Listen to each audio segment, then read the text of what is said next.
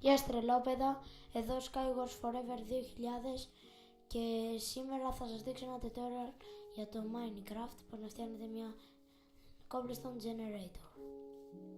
Αρχίζουμε. Πρώτα θα αρχίσουμε από την πιο εύκολη. Θέλω να πω και το φώτα, να μην πάει για το φουλάβα.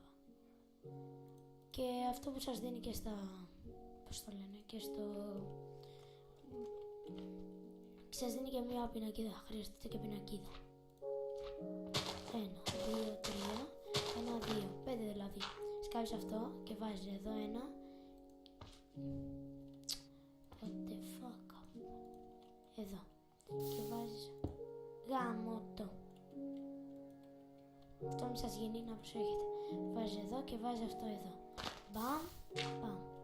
Τώρα σπάς και βάζεις αυτό για να όταν, πώς το λένε, όταν είναι να μαζεύετε cobblestone να μην την χάνετε. Γι' αυτό εδώ, για να τη διακοσμήσουμε λίγο καλύτερα, βάζουμε εδώ,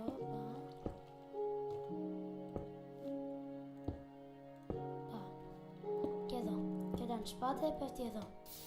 Αυτή είναι η πρώτη generator και μόλις μαζέψετε αρκετό cobblestone θα πάρετε και από τα δύο, θα πάρετε το νερό πρώτα και μετά τη λάβα και θα κάνετε. Πάμε λίγο εδώ και πάμε. 1, 2, 3, 4. Θα είναι 1, 2, 3. 4 επί 4. Τα μπλοκ θα είναι ψηλά 4 μπλοκ ύψος. Αυτό. Σπάς και κάνεις down. Αυτό. Γι' αυτό σας είπα πάρτε το νερό και μετά από άλλο κουβά κάνετε τη λάβα. Και γίνεται αυτό και σπάς και γίνεται.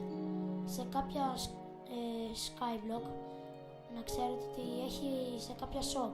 Οπότε άμα θέλετε να αγοράσετε iron και φτιάχνετε hopper. Θα χρειαστείτε 2 hopper γι' αυτό. Και κάθε φορά που σπάτε θα μπαίνει μέσα εδώ. Να σας δείξω μισό. Εδώ. Και 0. Όχι.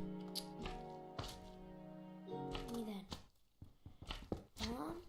Μπαμ. Εδώ και εδώ μπαίνει. Αυτό.